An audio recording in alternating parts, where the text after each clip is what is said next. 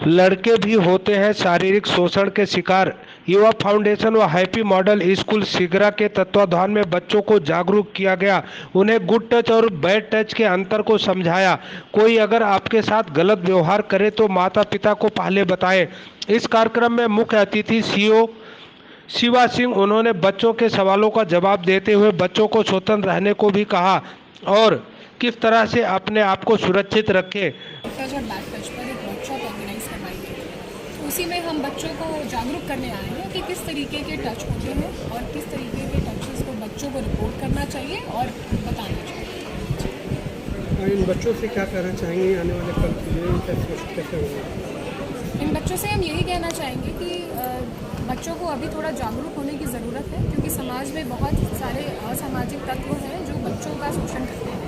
तो बच्चे जब जागरूक होंगे तभी हम तक पहुंच पाएंगे। और हम भी ये उनको मैसेज देना चाहते हैं कि पुलिस आपके लिए ही, आपकी हेल्प करने के लिए ही है समाज में। वो हम तक एकदम बिना चिंता करे आराम से आए और हम उनकी हेल्प करने के लिए तत्पर। मैम, क्या सिर्फ हैप्पी मॉडल स्कूल की अदर स्कूलों में भी आप लोग का ये अवेयरनेस का प्रोग्राम चलेगा?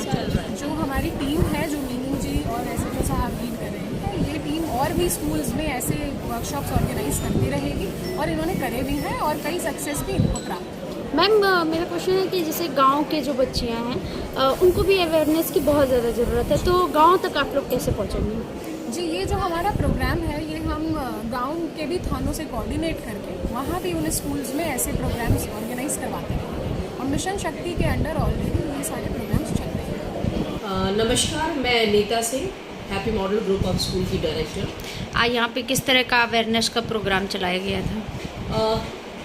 मैम, जो हमारे यहाँ आज की डेट पे जो मैंने अवेयरनेस प्रोग्राम रखा, ये पहली बार तो नहीं है, मैंने पहले भी किया है, लेकिन इस तरह से खुल के इन विषयों पे चर्चा नहीं होती थी।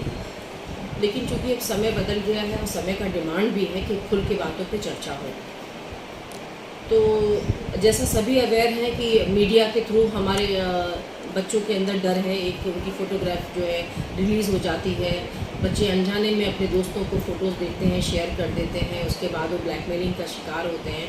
तो ये तो हो गया आपका एक मीडिया के थ्रू आपके अंदर एक जो अवेयरनेस होनी चाहिए उसके बारे में चर्चा होती रहती थी। लेकिन एक ये चर्चा ऐसी है गुड टच और बैड टच की, जो शायद ये सदियों पुरानी है, कभी उठ के ऊपर बाहर नहीं निकली, क्योंकि इसमें ज़्यादातर घर के सदस्य ही होते थे जो इस मौके का फ़ायदा उठाने पे चुकते नहीं थे। और आज का टाइम और जनरेशन इतना बदल गया है कि वो हर टॉपिक पर हर बात पर खुल के करना चाहते हैं। कभी कभी मैम ऐसा होता है कि बच्चों के साथ स्कूल में ही गलत हो जाता है, बट बच्चे नहीं बता पाते हैं, और अगर वो बताते भी हैं तो स्कूल वाले इस चीज़ को दबाने की कोशिश करते हैं। तो उस सिचुएशन पे आप लोग क्या करेंगी और क्या कहना चाहेंगे इस पर? जब हमारे यहाँ अगर कोई बच्चा पर्टिकुलर किसी टीचर को ले करके अगर वो कंप्लेन करता है, तो निश्चित तौर पर हम उस टीचर के खिलाफ एक्शन तो नहीं लेते, लेकिन हाँ, हम उसी समय उन टीचर्स को कहते हैं कि आप स्कूल छोड़ सकते हैं, आप जा सकते हैं। क्योंकि अगर मैं कोई सज़ा दे भी दूँ, उनको 10-15 दिन नहीं भी आने दूँ, या मैं उनको डांटूँ भी, उससे अन्य टीचर पे कोई फ़र्क नहीं पड़ने वाला। लेकिन अगर किसी टीचर को हम जॉब से ही छोड़ने के लिए मजबूर कर देते हैं, तो इसका डर अन्य टीचर्स पे भी पड़ता है। तो क्या मैम इस डर से अगर आपने टीचर्स को निकाला, आगे चल के वो उस बच्चे अपनी खुन्नस जो होती है एक बच्चों पे निकाला, तो हमें नहीं लगता कि इसकी कंप्लेन हमें अपनी स्कूल की रेपुटेशन बचाने के बजाय बच्चों के बारे में सोच के कंप्लेन करनी चाहिए? लेकिन हम किसको कंप्लेन करें ये बताइए? हमारे पास बच्चा हमारा बच्चा नहीं है कि हम उसकी कंप्लेन जाके थाने पे कराएं। उनके वो माता पिता का हिस्सा है जो कंप्लेन करेंगे। क्योंकि आज हमारे पास अगर कोई समस्या आती है स्कूल के अंदर की, तो हम स्कूल के स्तर तक पर ही काम को देख सकते हैं, उसके अलावा नहीं जा सकते। क्योंकि बच्चा वो किसी और का है, बच्ची वो किसी और की है, क्या पता उनके माँ बाप को नहीं पसंद है, हम उनके माँ बाप को ये अवगत करा देते हैं कि आपकी बच्ची को ये प्रॉब्लम है, यहाँ ये प्रॉब्लम हो रही है।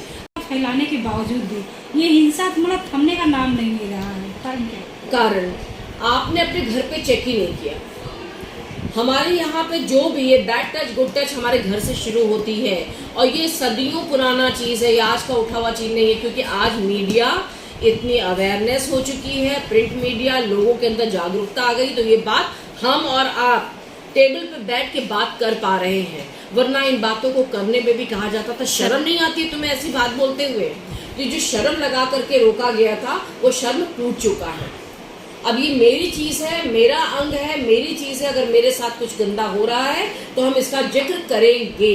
ये हिम्मत जो आई है वो बहुत बड़ी हिम्मत आई है महिलाओं में। और आज मुझे लगता है कि 70% महिला जो है, लड़कियां जो हैं, अब बोल लेती हैं कि हमें इसने ऐसा किया। अब उनको शर्म नहीं आती। ये बहुत बड़ी पॉइंट है जिसको नोट करना चाहिए और वो रुकेगा। क्योंकि सामने इसलिए आ गया क्योंकि पहले मीडिया नहीं थी, न्यूज़ नहीं था, कोई कवरेज नहीं था, लोगों में कहीं यूनिटी नहीं थी, लोग कहीं बात नहीं रख सकते थे, कोई प्लेटफॉर्म नहीं था। आज ये बातें इसलिए आपको ज़्यादा दिखती हैं क्योंकि मीडिया है, जो कि मीडिया पे बात जब घूमती है तो भाई आप हमसे लेंगे, आज हमारा आप इंटरव्यू ले रहे हैं, इसको सुनने वाले सैकड़ों लोग होंगे, तो बात फैल गई। वाराणसी से नेहा द्विवेदी की रिपोर्ट।